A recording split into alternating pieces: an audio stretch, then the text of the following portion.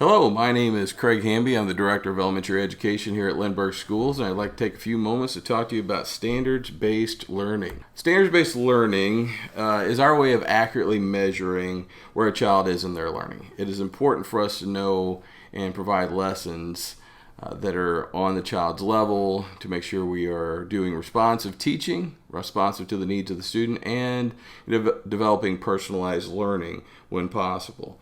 Teachers are going to be collecting evidence throughout the year. So it's not just quizzes and tests. They're going to be observing your students. They're going to be having conversations with your students, watching them work with others. And all of this gives us a better idea of where a student is in their learning. Once we have that, we can clearly communicate to those students, here's where you are in your learning, here's what you're doing well at, and here is what's next. And it also allows the teachers to communicate these same things to the parents.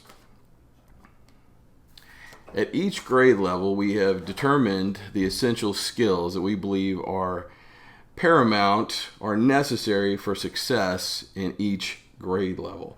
And we refer to these as our priority standards. So here you see an example of the first grade math priority standards. So we feel that a first grader at the end of the school year, we want them to be very successful and efficient in these standards. So then we take each of those standards and we unpack it and we develop a proficiency scale, which you see an example of here. This helps us define what is mastery. This is an example of a third grade standard, rounding whole numbers to the nearest 10 or 100. So if you'll look in the middle of the screen where it says ME or that 3.0, that is our target. That is what we have defined as mastery. So if a student can do those things consistently, we will consider them having mastered this standard. Now you notice there are check boxes because the teacher can go through and actually check. Yes, you can round 1 to 3-digit whole numbers to the nearest 10. We have not made it to rounding 2 to 4 digits, so we still have some work to do. But this allows us to measure the learning very accurately of a student. And it also allows us to have a consistent definition of mastery for all of those priority standards for all of our teachers across all 6 elementary schools. So it'll look a little different when we report out to families and to students. So instead of giving a grade in math, what you're going to see is throughout the year we're going to send home 2 progress reports, one at the end of the first trimester, which will be in early November, and one at the end of the second trimester, which will be in mid-February.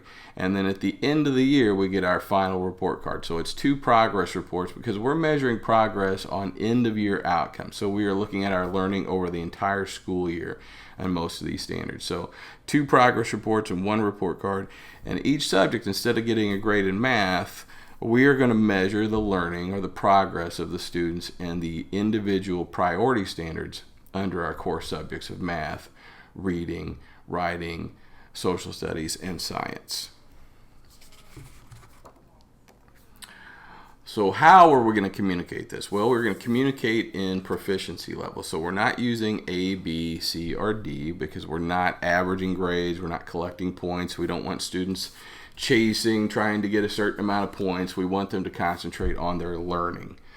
So our system, our proficiency levels, we are going to use. I'm going to start with the ME, which is the mastery of the essential standard. That is our target. That's where we want students to be at the end of the year. Now I say end of the year because a normal progression of learning is going to be a student will be still developing, then they'll move to nearing mastery, and then they will get to mastery. So at the end of the first trimester, if a student's not at mastery, that is okay because we may not have taught to the mastery level yet. So we're looking at end of year outcomes and letting students take a realistic path to mastery of those standards. But that's our target, mastery. That means they've checked off all the boxes on that proficiency scale. If they can do that and they're showing us evidence of working beyond that, if a teacher collects and consistently a student is transferring that knowledge to a different context or working at a level which we would consider above the grade level, that is something we would mark as an EE. It's exceeded our expectations. If a student's not quite to mastery, they're on the way, not quite there, that of course is nearing mastery. Hopefully that makes sense. And when we're just beginning, this is not negative. Everyone has to start somewhere. But when we're just beginning, we are starting to develop, are still developing those beginning skills that we're going to need for mastery. A lot of the prerequisite skills, understanding the vocabulary of the concept, things of that nature. We have a couple others. We have an AC. So if we have a student who is needing more support than we were expecting, we might mark them as an AC because we're a little concerned they're not grasping this without our support as much as we would like, or we are having to use a different curriculum with them. So maybe you're in third grade and we're still working on some second grade level stuff. That's when we might mark an AC because we're using alternative content or alternative curriculum, but it's still going to provide you with the information as a parent that you would need to know where your student is. And what's nice is that our elementary teachers have access to all the K through 5 proficiency scales. So even if they're not working on grade level, they'll be able to clearly show you those learning targets on the proficiency scale of here's what we are working on. So everyone's growing. They just might be growing at different rates. A saying I've heard is not all popcorn pops at the same time, but we're going to measure where we are at in our popping, so to speak. And then we have two more. We have modified programming. If a student is perhaps they are receiving special education services and we might be using a different program with them, we would mark modified programming, and then those teachers would communicate to the student, the parent, once again, exactly where they are in their learning. Or if we're using a completely different program, such as a different reading program with the student than what we're using with everyone else in the class, we might mark modified programming. If a teacher has not gotten to a certain standard by the time the progress reports or report cards are due, you might see an NA, which means not assessed at this time. It's like we haven't gotten there yet, so we can't hold our students responsible for something we haven't taught yet. The analogy I like to use is riding a bike. So we want our students at the end of the year to be able to ride a bike. So if you look there at the ME, that young man there is smiling and riding the bike. He has mastered his essential skills. But he didn't start there. He started back. We've got the young child there at SD. That's the beginning, starting to develop those skills. We're on the tricycle. We get comfortable on the tricycle. Not quite to the bike yet. We still got the training wheels on. That's our nearing of mastery. So that's our NM. So we've got the training wheels still. We lose the training skills. We can do everything we expect you to do by the end of the grade level, and that's when you are riding your bike, and that is our ME, Mastery of Essential Skills. Now, this is not expected, but some students will take off and they're riding wheelies, maybe they're riding on the ramps, and we will be watching for that, and those are the students we'll mark as exceeding expectations. But just to be clear, a normal progression of learning throughout the school year will be still developing, nearing mastery, and our final target is mastery of essential skills.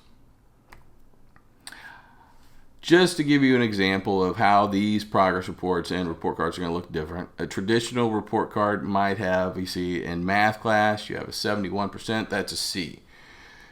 As a parent, I ask, well, what does that mean? What do you need to work on? What have you done well at? It doesn't give me a lot of information. We're on a standards-based report card or progress report. We're going to break that math class down into the individual standards, and we'll see, and then we're going to give a measurement on where you are in the learning there. So if I look down at the standards-based report card, rounding numbers, meeting essential skills, that's good. Addition, exceeding, subtraction, mastery of the essential skills, that's good. Multiplication, nearing mastery, I'm almost there, need a little work. Fractions, I'm just starting to learn about fractions. So it gives me a much better idea as a parent, as a teacher, so I can plan lessons, as a student on what I need to work on. Finally, one last analogy for you is that if I take my car to the mechanic and the mechanic says, your car's in pretty good shape, I'd give it a B+. All right, what does that really tell me? A standards-based garage would give me the following report. Your engine's great, the battery's in great shape, transmission's great. Brakes, not looking so good. We might need to do some brake work. And your tires, they're okay, but we're probably going to have to change those eventually. Gives me a much better idea of where my car is as I'm driving down the road. So hopefully this has helped give you a little insight on what standards-based learning is and our system with our progress reports and our report card. If you have any questions, feel free to email me at chamby@Lindbergh Schools, and I would be happy to have a conversation with you about standards-based learning. Thank you.